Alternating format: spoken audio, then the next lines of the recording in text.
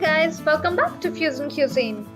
In this video, you'll get to see the easiest way to make delicious eggless mango pudding. Let's take a quick look at the recipe. To begin with, take around a teaspoon of gelatin, soak it in hot water and keep it aside for a few minutes. Meanwhile, boil some milk and let it simmer for about 5 to 10 minutes. Once hot, add around half a cup of condensed milk and stir until it's well combined. Now let's have a look at the gelatin. As you can see, the gelatin has almost dissolved. But we will add some more hot water and then mix it until it dissolves completely, somewhat like this. Pour the gelatin to the mixture. Next, add mango pulp. To make mango pulp, you'll just need to puree the ripe mangoes.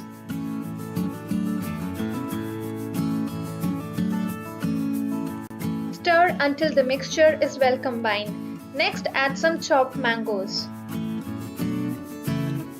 Keep mixing until the pudding mixture cools down to room temperature. Pour this mixture in cute little containers or to any serving bowl and let it sit in the refrigerator for about 2 hours. Let's take a closer look. Great, this pudding is completely set. Now to this fruity, luscious mango pudding, we'll top with some fresh mango pieces. It's a great dessert to make in advance. It's sweet, tart and creamy all at once. This is a great dessert for all mango lovers. If you agree, do give me a thumbs up. And yeah, don't forget to share this video. If you're new to my channel, it's time you subscribe.